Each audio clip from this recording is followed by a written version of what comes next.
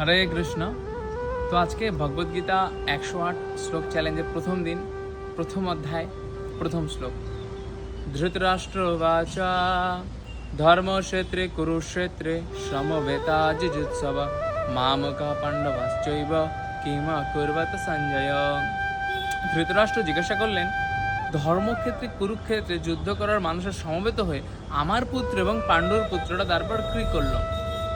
তো বোঝা যাচ্ছে এখানে প্রশ্ন করছেন কে? ধৃতরাষ্ট্র সঞ্জয়কে। তো প্রভুপাদ তাৎপর্যে দুটো বিষয় এখানে উল্লেখ করেছেন। এক হচ্ছে ধৃতরাষ্ট্র এখানে সন্দিগ্ধান হয়ে গেছেন কি, যে এই যে ধর্মক্ষেত্র কুরুক্ষেত্র যে বলা হচ্ছে, এই কুরুক্ষেত্রটা হচ্ছে একটা ধর্মক্ষেত্র, এখানে ধর্মের প্রভাব রয়েছে। এই ধর্মের প্রভাবে ধৃতরাষ্ট্রের পুত্র কৌরবরা, এই অধার্মিক পুত্ররা, তাদের যেন পরাজয় না হয়ে যায়, এটা একটা ভয়, সন্দিগ্ধান। আরেকটা কথা প্রভুপাদ বলছেন যে কি, ধৃতরাষ্ট্র উনি চিন্তা করছেন যে এই ধর্মের প্রভাবে আমার পুত্র এবং পাণ্ডুর পুত্ররা যাতে মিল না হয়ে যায়, মানে আপোষ মীমাংসা না করে নেয়, যাতে যুদ্ধ যাতে বন্ধ না করে দেয়।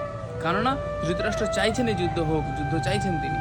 ঠিক আছে, তো আজকে 108 যে শ্লোক চ্যালেঞ্জের প্রথম দিন, তো সবাই আমার সাথে সাথে এই শ্লোকগুলো উচ্চারণ করার চেষ্টা করবেন প্রতিদিন। হরে কৃষ্ণ।